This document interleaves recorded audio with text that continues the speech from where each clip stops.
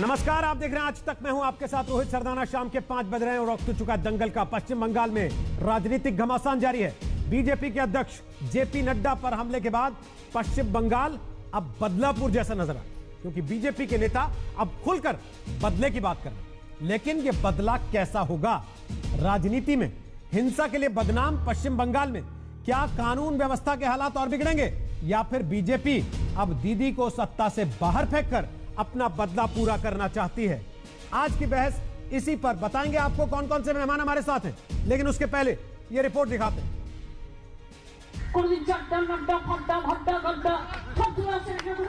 Bharatiya Janata party 200 seat पार करेगी और सरकार बनाएगी। Madam chief minister, please don't play with fire of this nature.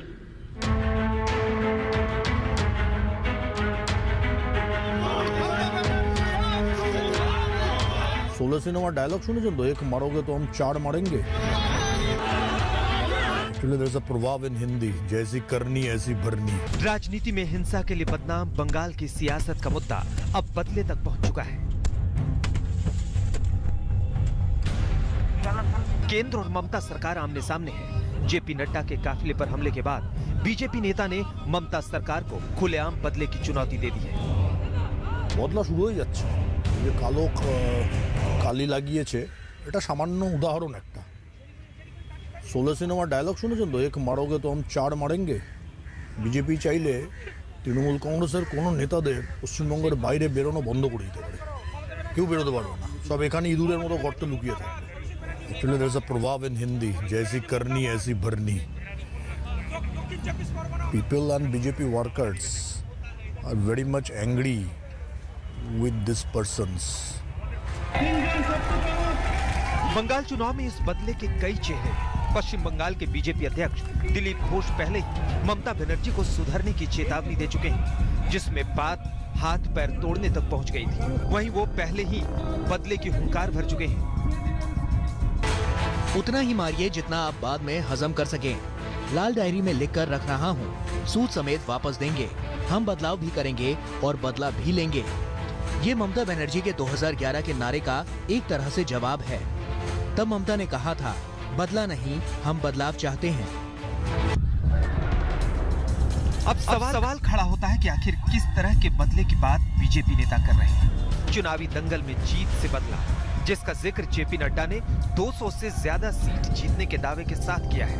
2021 के चुनाव में भारतीय जनता पार्टी 200 सीट पार करेगी और सरकार बनाएगी। इस बात को हमको लोग भारतीय जनता पार्टी के साथ है, लोग मोदी जी के साथ है, लोग आशीर्वाद देना चाहते हैं। यहाँ वेस्ट बंगाल में 4 से 40 पहुंच गए। अब अंतिम छलांग लगानी बाकी है और वह हम 2021 में आप लोगों के आशीर्वाद से लगाएंगे।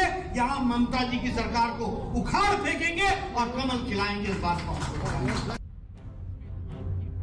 हिंसा और झड़प के बीच राज्यपाल जगदीप धनखड़ भी मैदान पर हैं, जो लगातार ममता सरकार पर निशाना साधते रहे हैं। इस बार राज्यपाल ने फुल एक्शन की चेतावनी दी है। आपने शपथ ली है उस संविधान के तहत काम करने की जिसका प्रियम्बल मैंने पढ़ा है।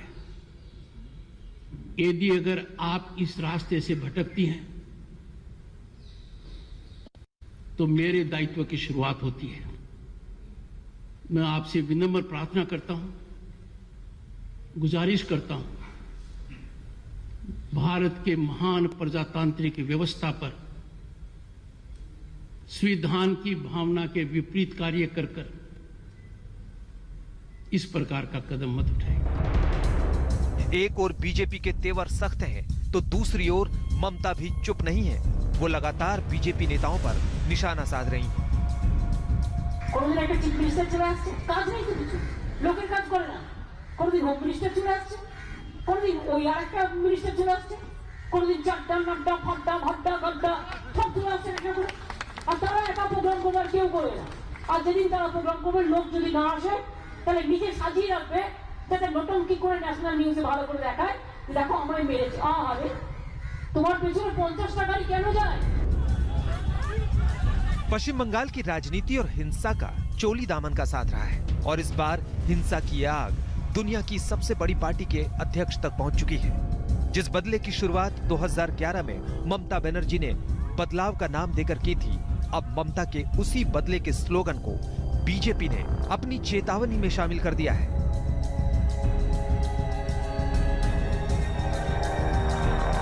बंगाल की सियासत अब बदलापुर बनती दिख रही है, जहां बीजेपी और ममता आमने सामने हैं। कोलकाता से मनोज्ञा लोईवाल के साथ आज तक ब्यूरो। तो आपको बताएंगे आज दंगल में हमारे साथ कौन कौन से मेहमान होंगे, लेकिन फिलहाल सबसे पहले हमारे साथ आ रहे हैं कैलाश विजयवर्गीय, बीजेपी के वरिष्ठ नेता, पश्चिम बंगाल के प्रभारी। और कल जो हमला हुआ बीजेपी के नेताओं पर, कैलाश विजयवर्गीय की गाड़ी भी उस काफिले का हिस्सा थी। और आज जो मेडिकल रिपोर्ट्स आई उसके मुताबिक कैलाश विजयवर्गीय को लिगामेंट फ्रैक्चर उस पथराव के दौरान हुआ। कैलाश विजयवर्गीय, आपका स्वागत है आज तक पर। कल आपसे फोन पर बात हुई इसी कार्यक्रम के दौरान, आज आप लाइव मौजूद हैं। कल से आज में क्या फर्क आया परिस्थितियों में?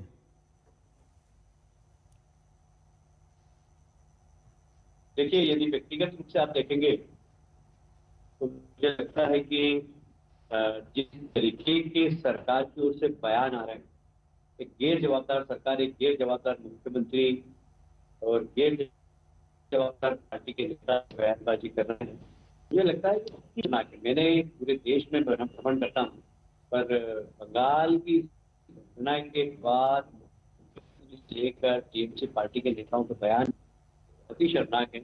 और सब गलती करने के बाद भी उल्टा चोर कोतवाल को डांटे, ऐसी परिस्थिति बन रही है। तो मैं बहुत शर्मिंदगी महसूस कर रहा हूँ कि कैसे प्रदेश में हूँ मैं, जहाँ के मुख्यमंत्री इतनी बड़ी घटना होने के बाद भी कोई उनको फर्क नहीं पड़ता, बल्कि उन्होंने और नड्डा जी के ऊपर आरोप लगा दिया कि ये तो आपने लगता है कि आपने ही करवाया लोकप्रियता प्राप्त करने के लिए। तो ये जवाबदार बयान किसी मुख्यमंत्री का हो, बहुत शर्मिंदगी हो। लेकिन कैलाश जी, कल तक आपकी शिकायत थी कि यहां की सरकार कोई कार्रवाई नहीं करती। आज 7 लोग गिरफ्तार हुए हैं, आप लोग संतुष्ट हैं कि नहीं? आपने कल वीडियो दिखाए थे, आपने देखा था उसमें कितने लोग थे? मतलब सैकड़ों की संख्या में लोग थे। हमारे कम से कम 150 कार्यकर्ता घायल हुए, 150। अब 150 कार्यकर्ताओं की पिटाई में कितने लोग लगे होंगे, आप अंदाज लगा सकते हैं। कितने पथराव किए गए। 7 लोगों की गिरफ्तारी सब संतुष्ट हो जाए, वो भी जब एमएचए ने बुलाया चीफ सेक्रेटरी और होम सेक्रेटरी को, उसके बाद इनको लगा कि हमें कुछ करना चाहिए।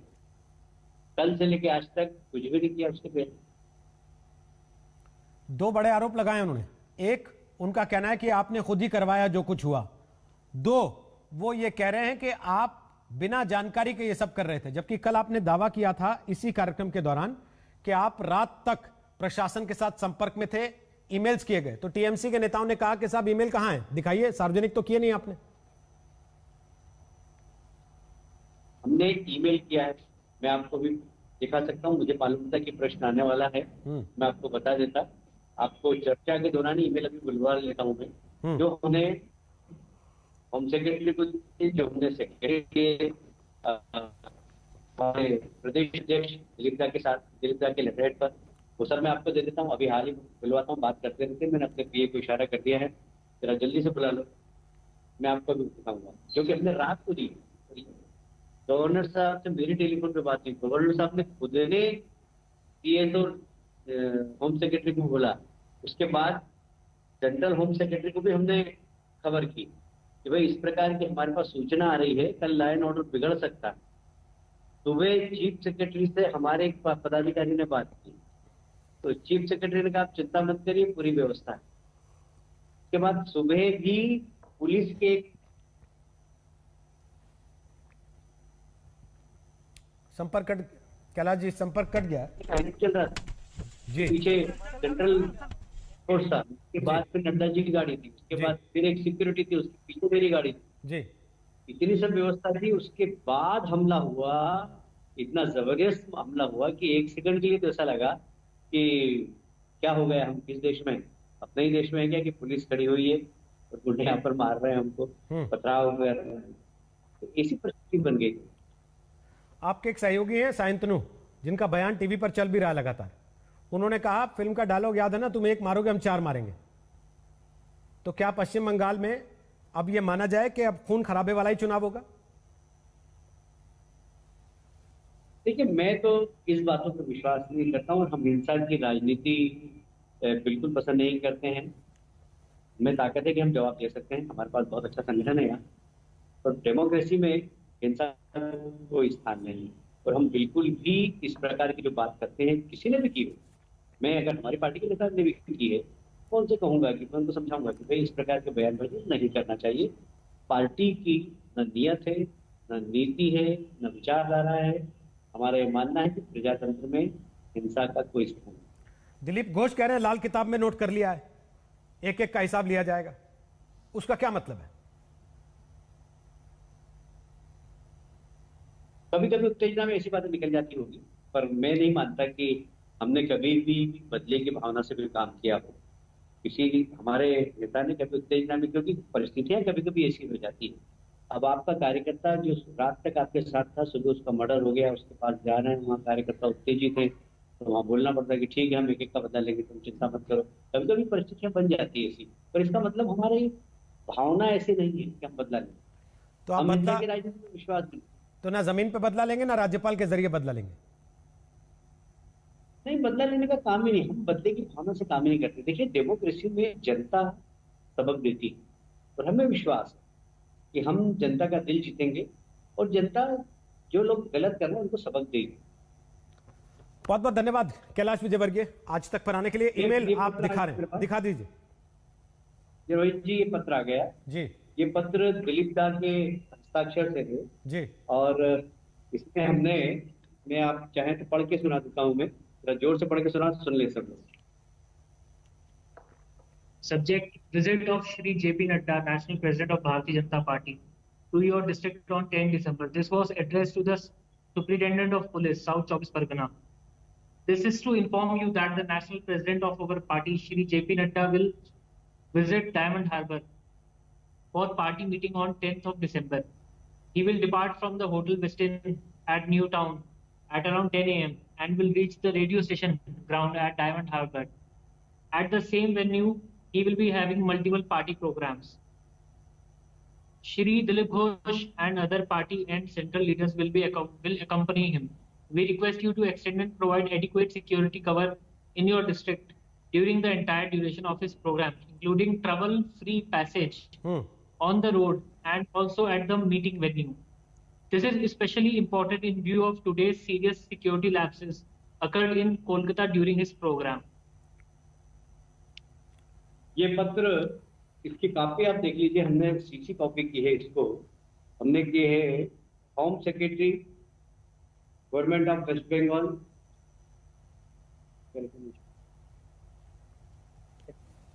एक आखिरी सवाल पूछ रहा हूं कैलाश जी, क्योंकि कल तृणमूल ने यह आरोप लगाया कि दिलीप घोष को सुबह ही कैसे पता था कि आज हमला हो जाएगा? वो सुबह ही क्यों कह रहे थे कि हमला हो जाएगा हम पर? देखिए, एक दिन पहले वहां के जो सांसद है अभिषेक जी, उनके दाएं बाएं दो हैं, एक शौकत मोल्ला है, एक जहांगीर है।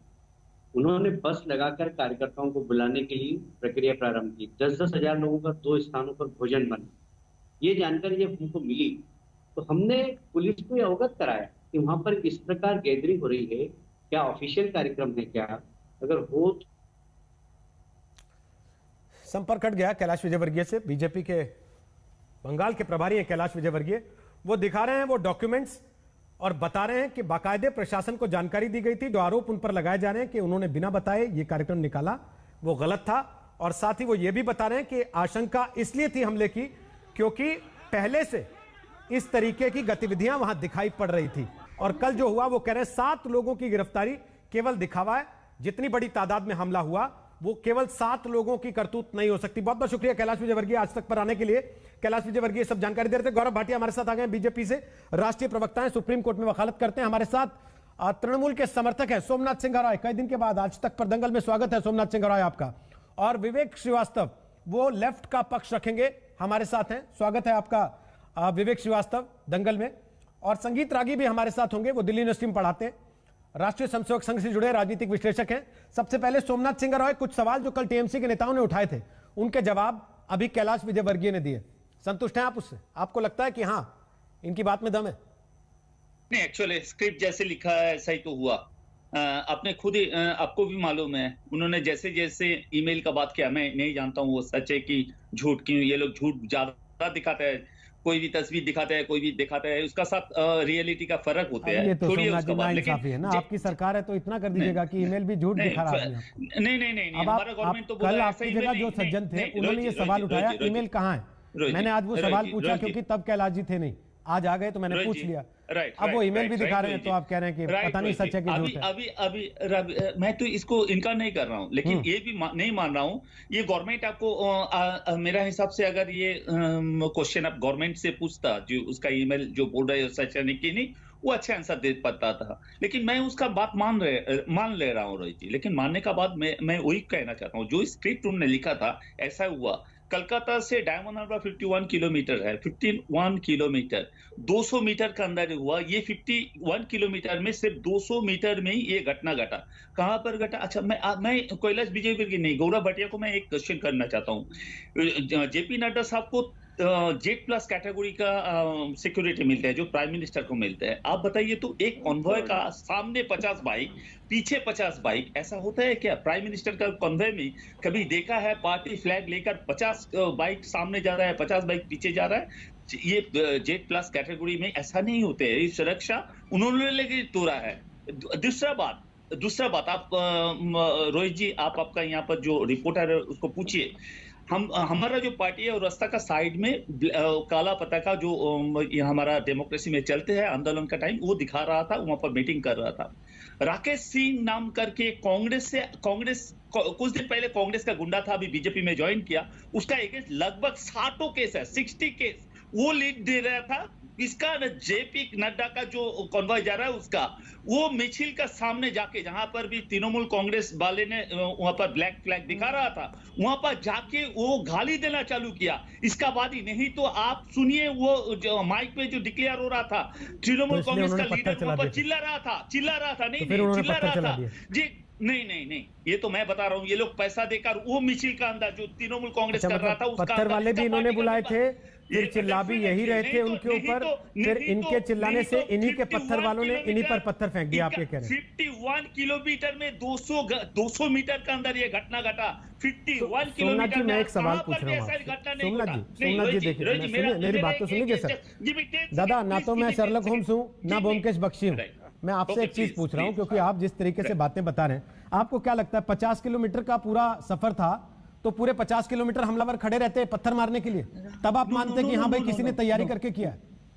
अगर तृणमूल कांग्रेस बजाय ये कहने की कि सरकार को जांच करनी चाहिए और सच सामने लाना चाहिए, आप तो हर चीज पे सवाल उठा रहे हैं कि 200 मीटर में क्यों किया? रोहित जी अभी हमको क्लियर करने दीजिए। कलकत्ता से जाने के टाइम ये पर 4 विधानसभा आते हैं, 4 विधानसभा, एक विधानसभा के 200 मीटर के अंदर ये घटना घटा। तृणमूल कांग्रेस पार्टी अगर ये करता तो सिर्फ एक विधानसभा के अंदर 200 मीटर के अंदर ये घटना घटा था। तो आप ये कह रहे हैं कि टीएमसी करती तो इतना फुल प्रूफ करती कि घर से लेके जहां जाना था वहां तक मारती रहती, ये कह रहे हैं आप?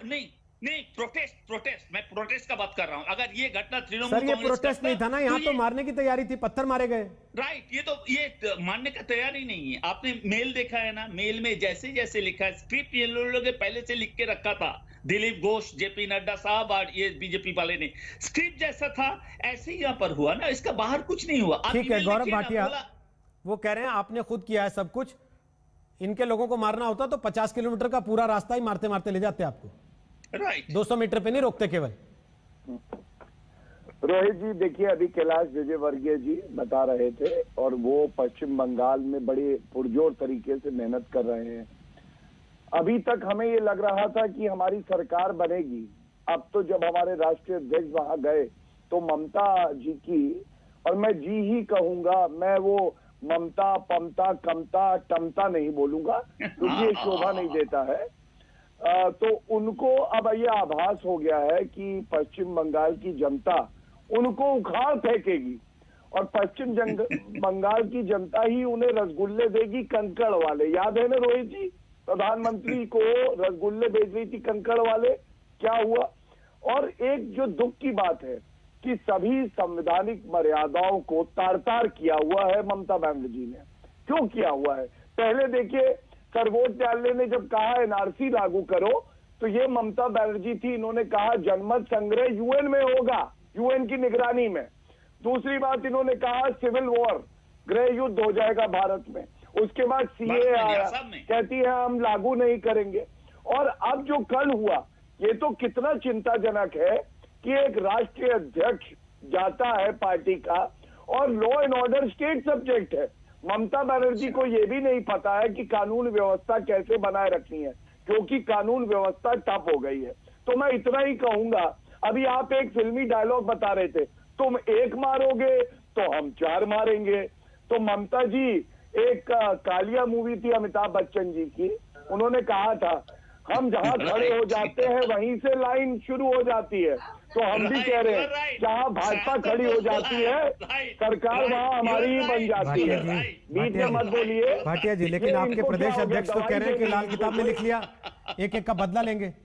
कैसे बदला लेंगे? इनको क्या पता चला के इनको क्या, इनको मानसिक रूप से मेरे ख्याल से इनको दिक्कत हो रही है। वो ममता क्षमता कर रहा हूँ तो दिक्कत हो रही है।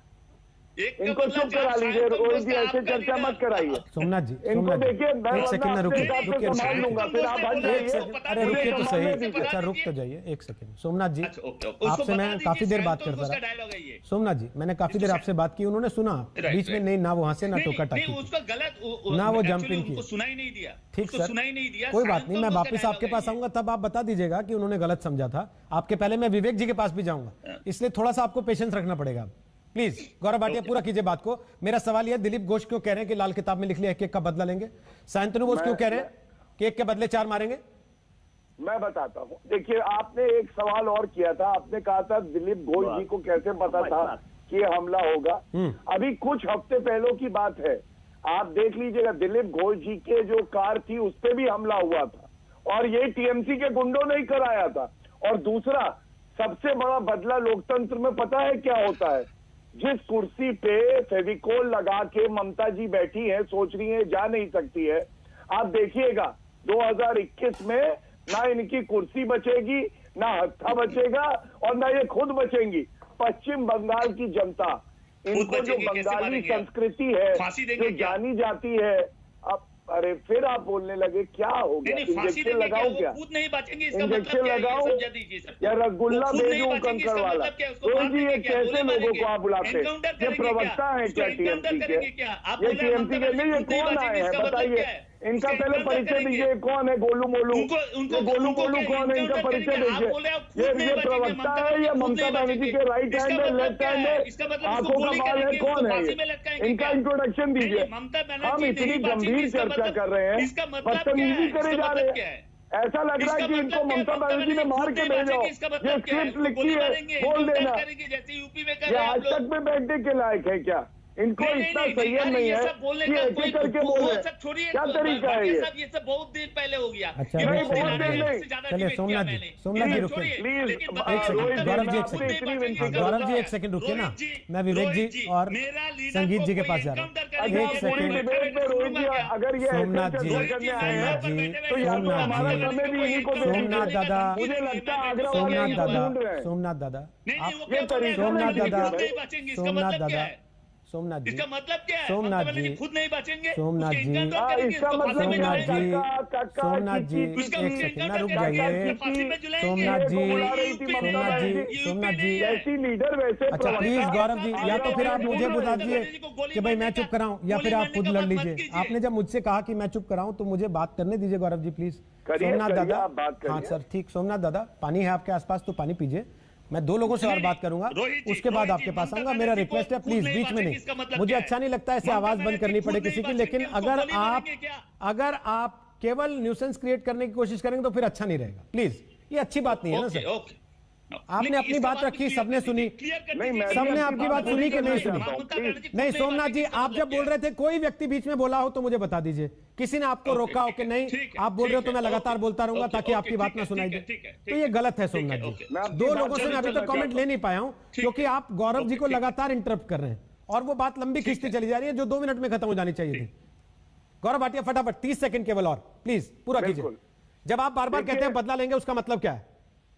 हाँ हम एक बात स्पष्ट कर दे, लोकतंत्र में सबसे बड़ा बदला यही होता है कि लीडर को अपना मुंह दिखाने लायक ना छोड़े जनता, और ममता बनर्जी के साथ यही हाल होने जा रहा है।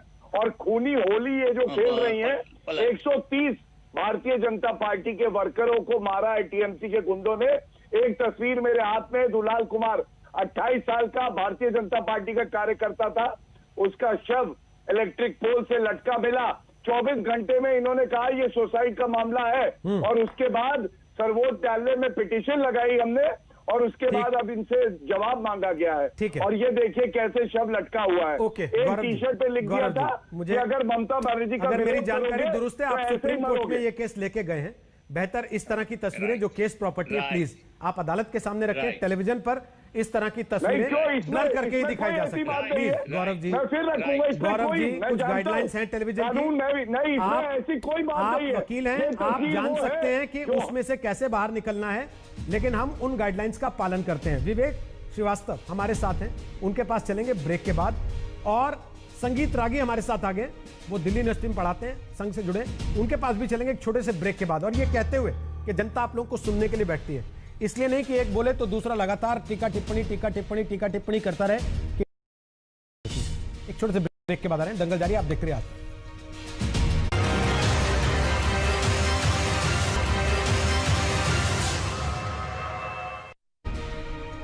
तो ब्रेक के बाद एक बार फिर आपका स्वागत है, दंगल आप देख रहे हैं। क्या पश्चिम बंगाल बन गया है बदलापुर? हमारे साथ गौरव भाटिया हैं, सोमनाथ सिंह रॉय हैं, टीएमसी का पक्ष रखें सोमनाथ, और हमारे साथ विवेक श्रीवास्तव है, लेफ्ट का पक्ष रखेंगे, और संगीत रागी हमारे साथ हैं, वो आरएसएस से जुड़े हैं। विवेक श्रीवास्तव, आपने सुनी कैलाश विजयवर्गीय की बात भी, गौरव भाटिया की बात भी, और सोमनाथ सिंह रॉय की बात भी। आपको लगता है कि बीजेपी ड्रामा कर रही है ममता बनर्जी की तरफ से, या टीएमसी की तरफ से कोई पथराव मारपीट नहीं होती? देखिए, पहली चीज है कि मैं क्लैरिफाई कर दूं कि अगर मैं भारतीय जनता पार्टी के खिलाफ बोलूंगा तो मुझे टीएमसी सपोर्टर मत समझ लीजिएगा, कई चैनल वाले समझने लगते हैं। लेफ्ट की अपनी एक एंटिटी है, हम ममता के भी खिलाफ लड़ते हैं, तृणमूल कांग्रेस के भी खिलाफ है, लेकिन यहां पे भारतीय जनता पार्टी का एक बहुत बड़ा ड्रामा है। और नकल के लिए चाहिए अकल। या तो ये ईमेल फर्जी थी जो सुनाई गई, और अगर फर्जी नहीं थी तो इसमें इंफॉर्मेशन कंप्लीट नहीं थी। मीटिंग का नेचर क्या था, कितने लोग उस मीटिंग में आने वाले थे, ये सारे डिटेल्स, ये जो कुछ भी कैलाश जी ने अभी आपको पढ़ के सुनाया, ये डिटेल इसमें मिसिंग है। हम कम्युनिस्ट पार्टी से हैं, हम लोग जब अपनी मीटिंग्स करते हैं, कोई जनसभा करते हैं, कोई रैली करते हैं, तो पुलिस इंटीमेशन होता है, उसमें हम लोग बाकायदा अपने लेटर हेड पे डिटेल्स लिख करके भेजते हैं, अपना एजेंडा बताते हैं। तो यहाँ इस सो कॉल्ड ईमेल के अंदर वो डिटेल्स मुझको नहीं दिखी, तो हो सकता है ये ईमेल सही हो या गलत हो, मैं नहीं जानता। दूसरी बात, बीजेपी किस तरीके से अपनी कैंपेनिंग करती है, आप इस बात को समझिए। ये जो भी इंसिडेंस हुआ है, अगर इसको पॉलिटिकली एनालाइज आप करेंगे तो इसका पॉलिटिकल बेनिफिट सिर्फ भारतीय जनता पार्टी को जाता है। आप दिखा रहे हैं कि भारतीय जनता पार्टी विक्टिम है, भारतीय जनता पार्टी शहीद हो गई, भारतीय जनता पार्टी मार्टर हो गई। भाई जेपी नड्डा साहब एक शहीद बन गए, जबकि ये जानबूझ करके किया जाता है। और अगर फिर अमित शाह साहब कह रहे हैं तो हम फिर आ रहे हैं, बात करिए, हम फिर आ रहे हैं 3 दिन के बाद। नहीं, ये क्या किस तरह की भाषा है, शहीद हो गए? भाई अब आप जरा मुझको मेरे अब इंटरफेयर मत करिए, मुझे बोलने दीजिए। गौरव जी, आप बहुत सीनियर हैं, वकील भी है, पढ़े लिखे भी हैं, और हमारे को गौरव जी आप भी जानते हैं कुछ शब्द, गौरव जी पार्टी के प्रवक्ता हैं, गौरव तो जी आप एक मर्यादा अलग होनी चाहिए। विवेक जी एक सेकंड गौरव जी, आप भी जानते हैं कुछ शब्द सिंबॉलिक होते हैं।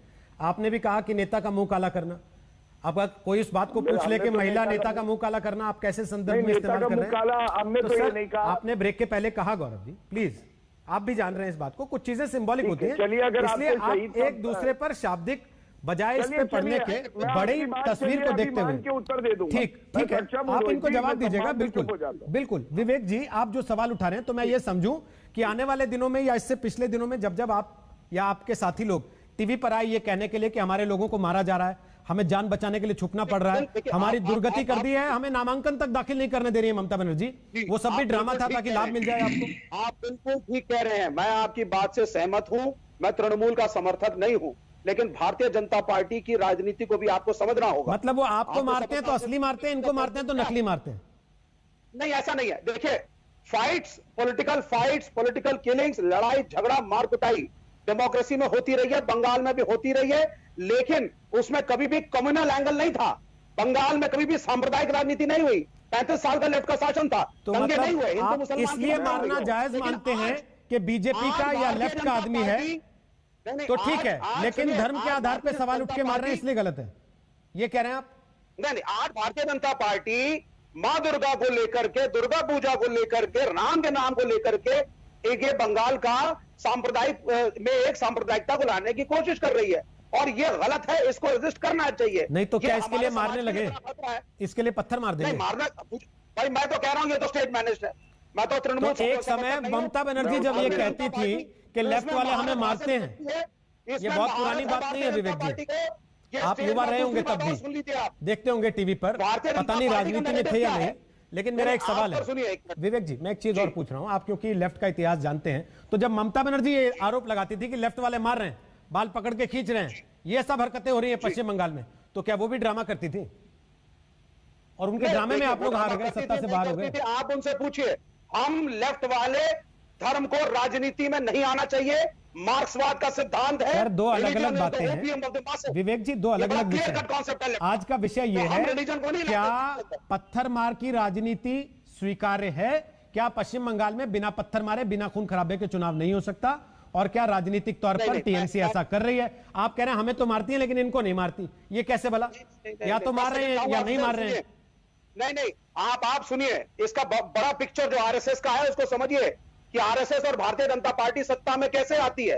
वो कहते हैं कि 14.5% मुसलमानों से 80 से 85% हिंदुओं को खतरा है, हिंदू धर्म को खतरा है, हिंदुइज्म को खतरा है, मुसलमानों का राज्य काबिज हो जाएगा, हिंदुस्तान में मुसलमानों का शासन हो जाएगा। आप सुनिए, इस नैरेटिव को बनाने के लिए हिंदुओं को विक्टिम दिखाना, ये भारतीय जनता पार्टी और आरएसएस का एजेंडा है। इस समय तो आपने जहां से बात शुरू की थी वहीं आ रही है। अभी आज जो बहस हो रही है उसमें हिंदू विक्टिम नहीं दिखाए जा रहे, उसमें बीजेपी, आपके ही मुताबिक, आपके ही शब्दों में जा रहा हूं विवेक जी, आप ही के शब्दों में जा रहा हूं कि बीजेपी अपने अध्यक्ष को, अपने आप को विक्टिम दिखाना चाह रही है। मैं आप ही के शब्दों में जा रहा हूं, ये पहली लाइन आपकी थी। अब संगीत रागी, मेरा सवाल यह है कि जब मसला बीजेपी के अध्यक्ष और प्रभारी पर हमले को लेकर चर्चा में है, तो यह बात कहां से आ रही है कि साहब हिंदुओं को विक्टिम दिखा रहे हैं? ये चर्चा में कहां से आ रहा है? भारतीय जनता पार्टी हिंदुओं की प्रतीक है। भारतीय जनता पार्टी कह रही है हम हिंदुओं के प्रतीक हैं, हम ठेकेदार हैं हिंदुओं के, और तृणमूल कांग्रेस मुसलमानों की ठेकेदार है। विवेक जी, ये नैरेटिव है। विवेक जी, आपने अपनी बात रख दी, अब संगीत जी को सुन लेते हैं।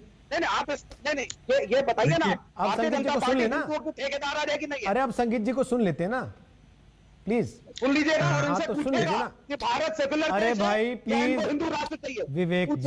विवेक जी यहाँ हिंदू राष्ट्र पे बहस नहीं हो रही है, यहाँ इस बात पे बहस हो रही है कि पश्चिम बंगाल का जो चुनाव है, क्या वो बिना पत्थरबाजी और खून खराबे के लड़ा जा सकता है या नहीं? सिंपल सा सवाल मैंने पूछा, आपने उसमें 3 राइडर लगाए कि साहब मैं सेक्युलर हूं, बाकी सब नॉन सेक्युलर हैं, मैं टीएमसी का सपोर्टर नहीं हूं। पता नहीं आपको क्यों ये क्लैरिफिकेशन पहले देके चलना पड़ता है सर।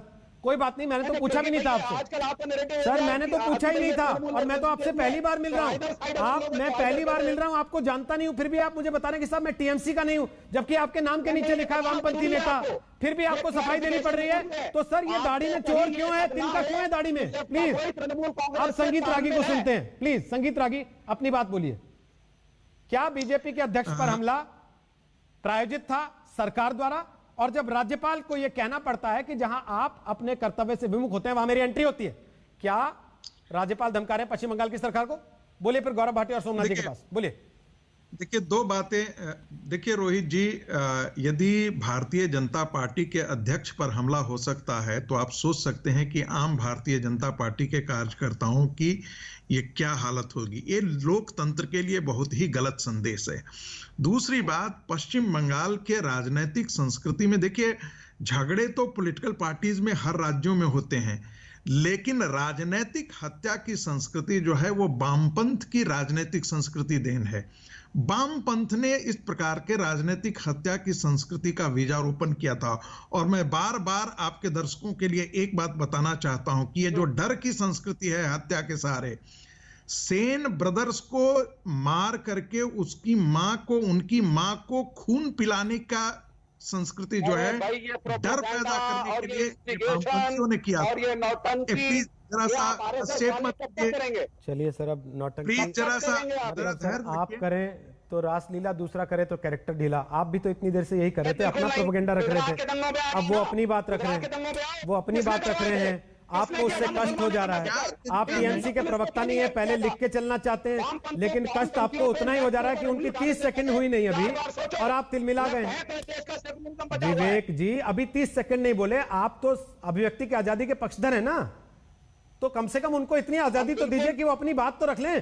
पिछले 40 मिनट में उनको पहला 40 सेकंड पूरा नहीं हुआ, लेकिन आप कूद पड़े कि साहब इसको बोलने कैसे दे रहे हो, मैं बोलूंगा इसके ऊपर, तो फिर आप अपनी पिक्चर गलत पेश कर रहे हैं। नहीं ऐसा नहीं है। मैंने जैसे आपको सुना, जैसे सोमनाथ जी को सुना, जैसे गौरव जी को सुना, वैसे उनको भी तो बोलने का अधिकार है कि नहीं है? अरे बोलने का अधिकार है, लेकिन फर्जी कहानियां तो मत सुनाओ। फर्जी आप तय कर लीजिए। फिर आप जज हैं क्या? आप चीफ जस्टिस ऑफ इंडिया हैं क्या? आप चीफ जस्टिस ऑफ इंडिया हैं? आप चीफ जस्टिस ऑफ इंडिया हैं? नहीं ना। देश की जनता देख रही है आप सबको, तो वो सुन रही है, वो तय कर लेगी अपने आप देश की जनता। Let them decide. आप ही क्यों सर्टिफिकेट दे रहे हैं हर किसी को? सोमनाथ का भी सर्टिफिकेट आपके पास है, गौरव का भी सर्टिफिकेट आपके पास है, संगीत का भी सर्टिफिकेट आपके पास है, जबकि आप इस समय ना 3 में है ना 13 में पश्चिम बंगाल में बाहर कर रखा जनता ने आपको, लेकिन आप सबको सर्टिफाई करना चाहते हैं। थोड़ी देर में मुझे भी कर देंगे certify. Please sir. Vivek ji, सम्मान तभी तक होता है जब आदमी सम्मान का काम करे। आप दूसरे को नहीं बोलने देंगे, फिर दूसरा भी आपको नहीं बोलने देगा। समझिए इस बात को। आप फिर कल से कहेंगे कि मैं अभिव्यक्ति का पक्षधर हूं, तो कोई नहीं मानेगा इस बात को। उनकी अभिव्यक्ति की आजादी तो बरकरार रखिए। 40 मिनट में 40 सेकंड पहला आपने पूरा नहीं होने दिया उनका। बोलने दीजिए, पूरा कीजिए संगीत रागी अपनी बात, उसके बाद गौरव भाटिया आपके पास। बोलिए।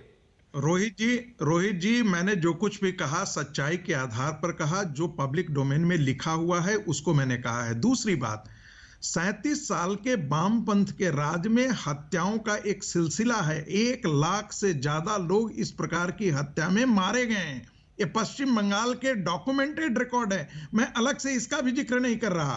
दूसरी बात, मैं इसको इस तरह के देखता हूं कि 37 साल तक वामपंथी आतंकवाद पश्चिम बंगाल में शासन करता रहा। पिछले 10 साल से ये ममता का राज नहीं है, ये मुल्लों का राज है, मुगलिया राज शुरू हो गया है। 30% की आबादी को अपने आप को माइनॉरिटी किस आधार पे कह रहे हैं आप ये बात? किस आधार पे ये बात कह रहे हैं जब ममता बनर्जी चुनाव जीत के नहीं आ रही है क्या? अपने आप को कहती है संगीत रागी, ममता बनर्जी चुनाव जीत के नहीं आई है क्या? उनको बैठा दिया किसी ने ऊपर से? चुनाव जीत के ही आई ना वो भी जनता का वोट लेके। नहीं, मैंने तो ये मना नहीं किया कि वो जुट करके आई, लेकिन मैंने कहा कि जो शासन का तरीका है, जो शासन हो रहा है, उसमें 30% की आबादी ने बंगाल की राजनीति को बंधक बना लिया है। बसीरहाट उसका उदाहरण है, मालदा उसका उदाहरण है, पश्चिम बंगाल के सीमावर्ती क्षेत्र उसके उदाहरण है। बंगाल के हिंदुओं को अपनी दुर्गा पूजा विसर्जित करने के लिए ठीक है उनको मुसलमानों की तरफ देखना पड़ता है। जहां विवेक जी ने कहा था वहीं ले गए उसको। ठीक है गौरव भाटिया आपके पास आ रहा हूं। ये है, यही है गौरव भाटिया, यही है बीजेपी का करप्शन जो बीजेपी का 2021 प्लान, जो संगीत रागी जिसका ब्लूप्रिंट रख रहे हैं। मैं उत्तर दे दूंगा और एक सेकंड, गौरव भाटिया जवाब दे रहे हैं संगीत जी। टोका नहीं जाएगा। क्या संगीत रागी जो ब्लूप्रिंट दे रहे हैं वही बीजेपी का ब्लूप्रिंट है 2021 का? मैं उत्तर देता हूं। सबसे पहले तो देखिए, किसी मुख्यमंत्री के लिए अपनी विफलता पे कहना नौटंकी हो गई। तो एक उदाहरण देता हूं, राहुल गांधी पे एक लेजर लाइट पड़ गई थी, उनकी फोटो खींची जा रही थी। ये सारे विपक्षी दल हो हल्ला कर रहे थे, छाती पीट रहे थे, कह रहे थे हमारा राहुल मर गया, हमारे राहुल को मत मारो। यहाँ पे हमला हुआ जानलेवा, पत्थर मारे गए तो कह रहे नौटंकी। दूसरी बात, सांप्रदायिकता की करी।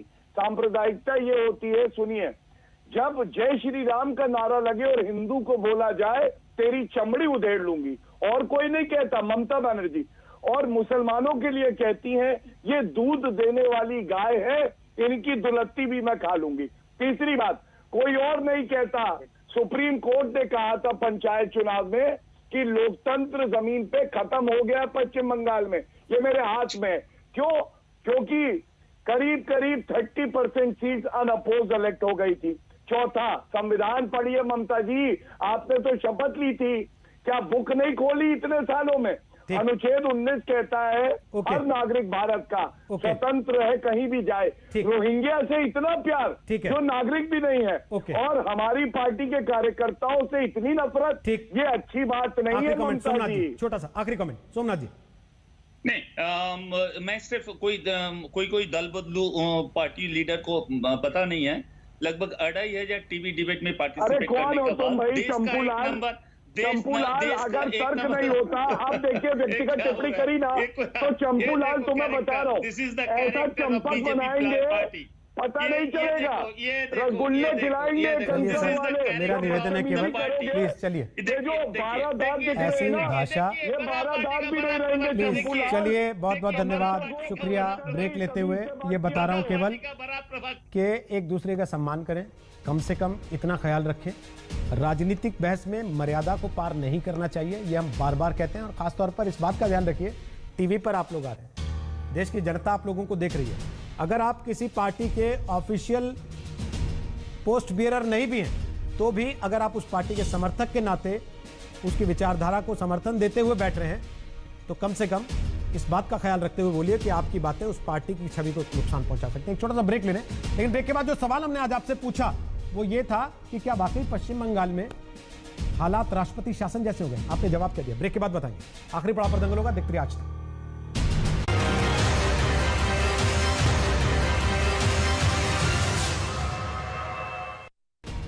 तो ब्रेक के बाद एक बार फिर आपका स्वागत है। दंगल में आज हमने आपसे सवाल पूछा था कि क्या वाकई पश्चिम बंगाल में राष्ट्रपति शासन लगाने जैसे हालात हो गए? 88%, 88% लोगों ने कहा हां, और 12% लोगों को लगता है कि नहीं, ऐसा नहीं। छोटा सा ब्रेक, आगे हल्ला बोल होगा अंजना के साथ। आप देख रही है आज तक। नमस्कार, मैं हूं अंजना ओम कश्यप। हमें उम्मीद है ये वीडियो आपको पसंद आया होगा। लेटेस्ट खबरों के लिए यूं ही देखते रहिए आज तक, और इस वीडियो के पसंद आने पर लाइक, शेयर एंड सब्सक्राइब करना ना भूलें।